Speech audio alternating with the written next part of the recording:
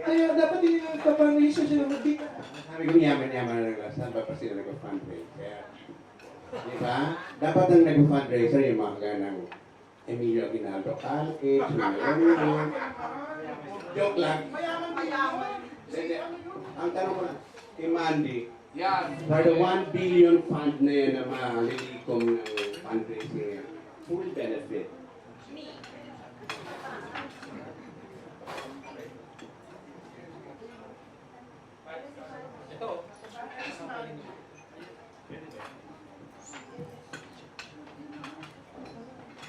Actually, for the better appreciation of everyone, this project actually gave birth through a dinner with Brother Gus Bokier.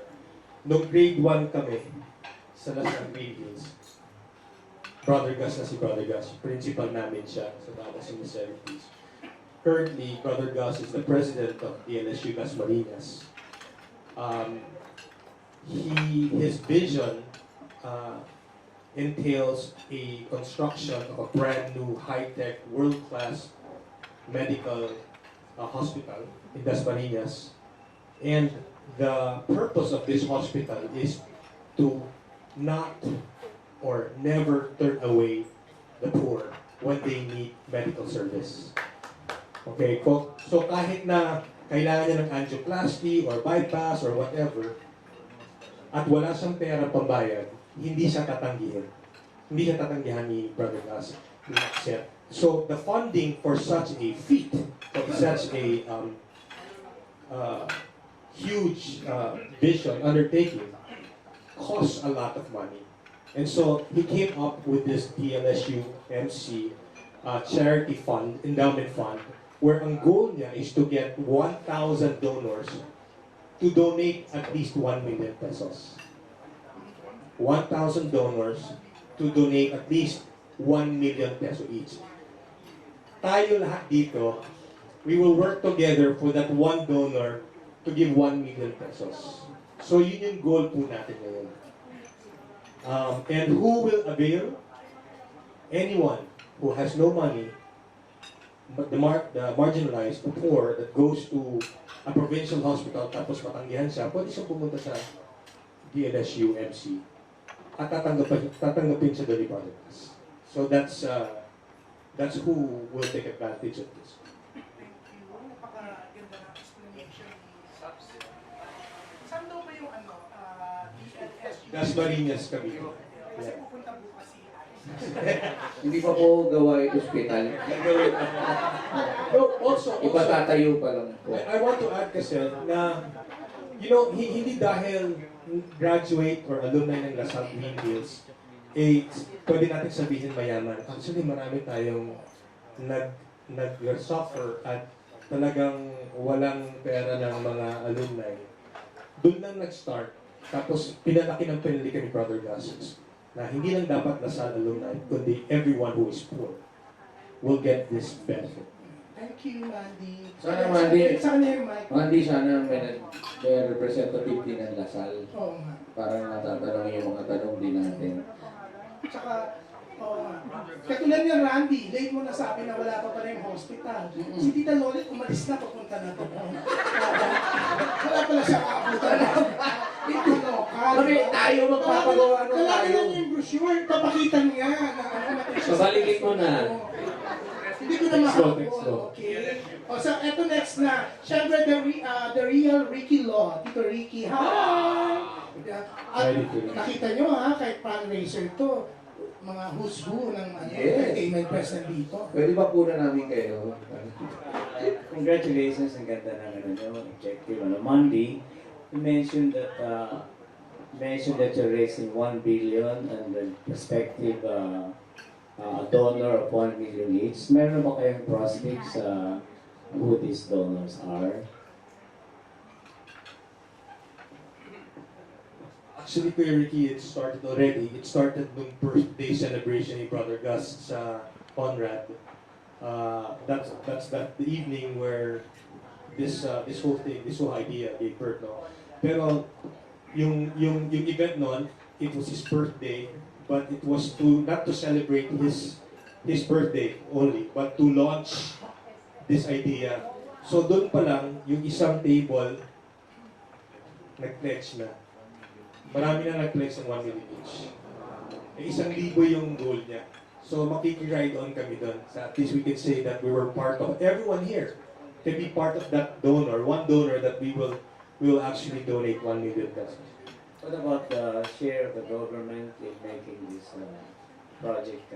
Well, the government has... That's not any share in No, actual space. yeah, wala. Kumbaga, this is pure private initiative kasi the government have their own programs now, and I think their efforts goes to the provincial hospitals, yung mga provincial hospitals. Pero ito talaga, yung mga, right now, Lasal, DLSU, Dasmariñas Medical Center has the most patients right now that are marginalized patients. Kasi yung mga tinatanggihan na lahat ng mga hospitals sa gilid niya, doon pumupunta. And even Lasal alumni who don't have who cannot afford medical, doon na rin pumupunta. So, Brother Gus takes it. So the question, I'm sorry. Do you have any target date for the completion of this? Wala pa. Wala pa. It's gonna take some time because 1,000 donors of 1 million each. Pero yung meron, actually, this is an inside information kasi ang feeling kasi namin is pagtapos itong concert, nakapagbigay na kami ng 1 million, tapos na. A patient will need the bypass, at 1 million will be gone. So we thought that something sustainable, so the company of Philhoil actually and the rest of the Lasal alumni are thinking about our own endowment fund that we'll put there, tapos yung interest nun will sustain. So every year meron kaming mabibigay, hindi lang dahil sa isang gabing concert. So yun ang next project. Pero for now, this one kasi napag-usapan na namin ni Brother Gusto, we will go through with it. Next time, we will come up with a endowment fund that will be managed by a bank, and then it will be self-sustaining. So the interest of that every month will give to the DLSU MC. Thank you. My suggestion though, Simon instead.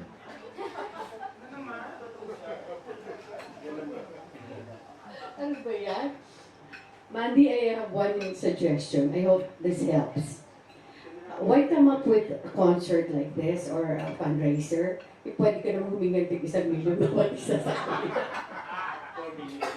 4 million na Actually, siguro I'll take this opportunity to thank my fellow Lasalians and brothers who without any hesitancy took upon the invitation. Actually, nung Christmas party ko lang namin, kinukulit na ako ni Kuya Randy na matutuloy ba yan? I said, of course, matutuloy ito. This was first targeted for February, but the artists, you couldn't get the schedules together. Then at the same time, I think Gary was taking up for the States for a while. So it became July.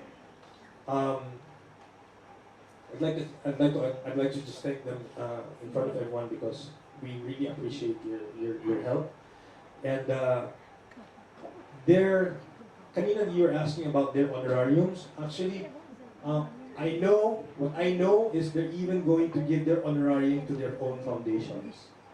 Ganon sila ganun kalaking puso nila. So that's why I'm not fearful or scared to ask them to do this because I know that they have a very big heart. You're welcome. Alam mo, napakaganda ng sinabi ni Mandy. So, bakit hindi ka rin magbigay ng 1 million na kinasuhan mo? Can I add something to Yes. that answer of Mandy? If the four of us gave 1 million each, nice, diba? But that would mean it was the effort of 4 guys. When we're talking about the entire LaSalle community and others who might capture the vision of what this whole project is about and the future projects as well. Now, if I may say something about the LaSallian community, and I'm speaking because of the feedback I got from others. I was once in the United States in my brother's office, and his friend arrived. And my brother is 10 years older than I am. And his friend arrived and he looked at me, Gary! And I looked at him, hey, we were talking like we were the same age. And somebody in that office looked at me and said, wait a minute, you guys are talking about the school you came from, your alumni? You guys know each other? Were you in school together? I said, no. So how come you guys talk like you know each other? And I just said, that's what the community is about. It's not about being a Green Archer, animo, and all. It's part of that. But there is something about what grew in our hearts, being from LaSalle Green Hills. Not all of us went to BLSU. I went to BLSU, but not all of us did. But LaSalle Green Hills, that small campus wherein you had all of these guys going and learning and growing together. And the lessons that we learned there are now being practiced. Wherein, yeah, we can probably contribute a little bit to the whole thing, but why tayo lang? Let's make it an entire effort so that when they see the building rise and when they hear the stories of the poor getting better, they're all part of it. That anybody who comes into that stadium or that coliseum or the Phil Oil, anytime they go to that center and they see the feedback, they'll know that they were all a part of it. Because I think it's a great, great, great endeavor. It's not easy, but I think it's a great endeavor to do. So that's why that's just to support the answer of Mandy. Thank you, Tito Gary. Yes, Sure. Hindi, yung check ko, tago nyo na. Hindi ko na maganda na yung sagot ni Gary. Can I add something? Ano lang? Yes. Kasi ngayon lalo ko pang na-absorb yung magnitude ng ginagawa namin. Although I was already aware because of Brother Gus, he's been discussing this project for a long time, this vision of his, and it's nice because now it's underway. But just as as important as the whole why we're doing this, yung magnitude ng I'm talking about the show aspect naman, what we're going to be doing. Kasi natanggap ko yung mga study tapes and all.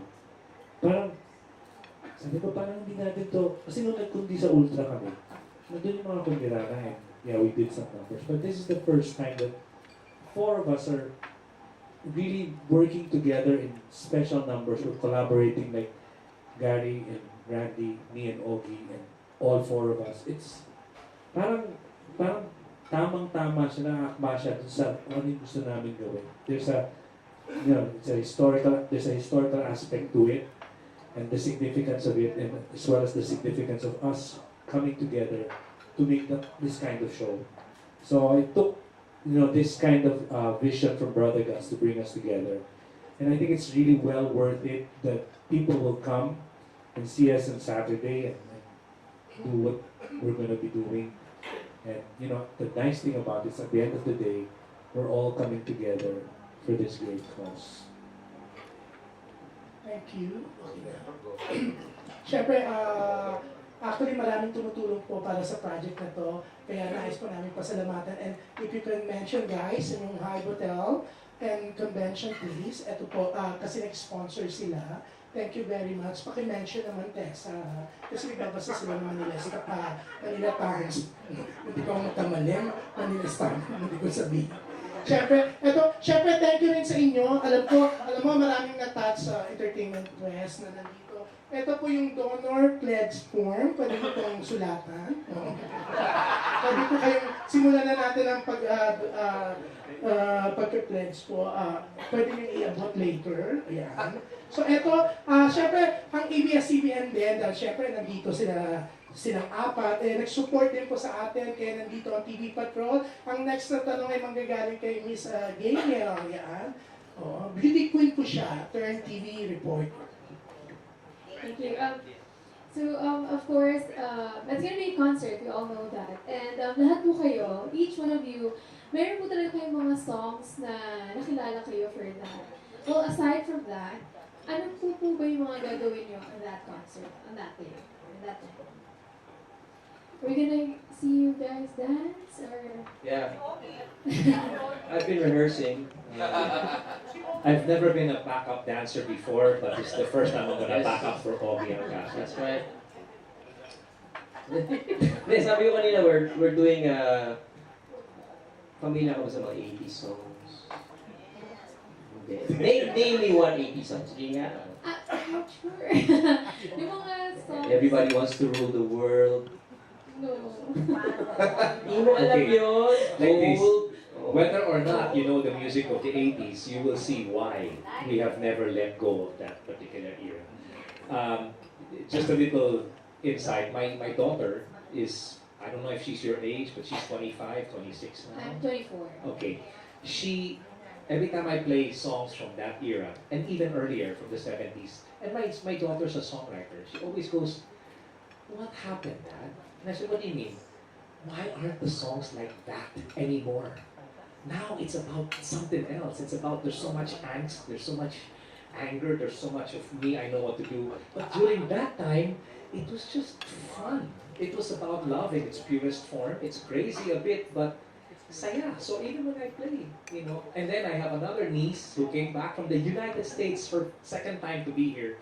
She would always ask me, "Tito, can you just play the disco music?" Not because of me, but I said, "Why do you like disco?" She goes, "Tito, that's the best." And she's a musician too, and her music is more yung tipong what they call har-har music, which is tipong Moira kind of the thing. You're just relaxing the voice and all. But she loves the disco music. Why? I don't know. There was just something about music back then. So whether or not you know music of the 80s or the 90s or the music that we're doing today, we're giving you not just a part, but we're giving you the entire pie so that all of you can see why we are and why we still do what we do and why we are who we are today. And it's through music. Alright. Thank you. Anytime. Thank you. Thank you, Gigi. Si Geniel. Yeah. Baka hindi nyo alam si Geniel product. Ano lang si Kuya Randy, sobrang attentive. Hindi, si Geniel product ng My Girl yan, ng Happy Yippee. One of our winners yan. Kaya pala, Oh, Happy Yippee, hey! Happy Yippee, hey! Ganda ng memory mo. Pero ibang tingin mo, Ibalabo kasi. Teka muna, Jules, paano mo alam kung saan siya nakatingin? Hindi mo kaano yung mata niya, yung salamin niya. Hindi na katulad ka dark niya dati. Dati, nung 87, super Yung pilar ako nakatingin, ano ba kayo? Hindi ako naniwala. Ako dati nga, no, may pa-PressCon ako, biglang may nag-text sa akin after. Isa sa mga artista dun sa pa-PressCon ko, pinapakuha yung number ni, may tatanong niya. Tinawagan ka ba? Sino yan? Hindi, niloloko ko. Ikaw, nagbabanggit ng pangalan si Gorgie na mali. Hindi siya yun. No, hindi siya. Artista sinabi ko, hindi singer. Eto na, Pilar. Si Pilar gusto magtanong. Ano ka tumayo ka para makita ko nila lahat? Oo. Apart from being directed by another Paulo Bustamante, ano yung mga i-inject na songs ni Direk na hindi pa namin nalalaman doon sa era niyo? Apart from your era, yung mga sumikat na. Kasi kami, memorize na yung mga kanta niya, di ba? Ano yung gagawin ni Direk? Napasabog. Direk. Di ba mas magandang surprise? It's better kung gano'n. Kahit isa lang. Well, pag sinabing 80s kasi, you'll have to choose which of those songs from the 80s. But we're not doing songs na hindi kilala ng mga tao na medyo familiar sa 80s. They will know the songs talaga. And they will probably go, "Oh my God, kakantay ni Gary, kakantay ni Ogie, kakantay." Meron pa pala. Yung mga ganon. Tsaka intro pa lang. Si Tita Astor may request Michael Jackson. Yan, alam mo, Pilar, ang very exciting about listening to 80s music is, alam mo yung pag may narinig kang music, instantly you're transported, di ba, into that time, na feeling, bigla ka na lang high school ka na ulit. So, and we're hoping that becomes the effect on the audience, that when they start listening to music, they get up on their feet and they start dancing, and which I think will happen, especially because I'm there. Yeah, kaya nga masaya. And then because Gary's there, and Ito, gusto ko lang, I know I've been just saying punchlines today, but I also want to say that I think the four of us will not be who we are, or at least will not have the same values if it weren't for Kundirana. Showing up on time, di ba? Bringing all your costumes, kahit white shoes pa yan. You know, discipline. Because right, exam week, huwag niyo kalimutan yung pangalan, Brother Gus Bufer. You know, he was our leader, and he was our spiritual leader also. Napaka-importante nun, na when we became professionals, dala-dala namin yun. So, hindi naman sa nagmamalaki kami, but it's just that it, you know, instilled in us the values, those values, and we brought it with us. And I'm assuming that's why we're still here. Imagine yung Pilar, 4th year high school lang kami noon, 3rd year and 4th year. So, batang-bata pa yung mga boses namin. Pero yung training, being part of Kundirana, kasi very big deal for students eh. Yung kumbaga, grade school pa lang po kami, gusto namin maging Kundirana.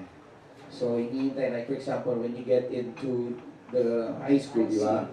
First year, hinihintay na namin maging Kundirana. Second year, isang taon na lang magiging Kundirana. And pagpasok ng third year, pahirapan pang mag-audition. Imagine, siguro mga nag-audition, mga isang daan, yung isang daan more, pero ang kinukuha lang 5. So talaga yung audition talaga napakahirap. Parang ano yan, Pilar eh. Parang kang sasali sa basketball team.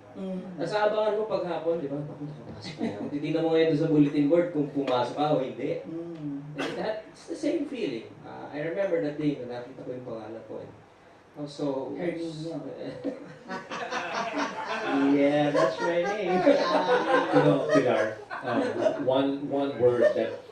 one phrase that Brother Gus told me and my batch was that you have to bring joy to others through music. Of course, at such a young age, that doesn't really sink in right away because all you wanted to do was get up on that stage and see who's gonna be. Lalo-lalo na at that time, yung nag-rehearse kami, may isa pang grupo called The Q, which was made of different schools, namely Poveda, Assumption, and they're all there. So after their rehearsals, bababa sila ngayon at panunuorin yung Kundirana na mag-rehearse. But of course, that was the most exciting thing. But you know his statement of being able to bring joy to others through music, it is up to today, so alive in all of us. Na sa palagay ko, wala sa amin dito ang tumitingin sa isang gig as a racket. Yung mga tipong basta gawin na lang natin. No, it's we're going to come out on stage, and because of what we've learned, every performance needs to be genuine, it needs to be sincere.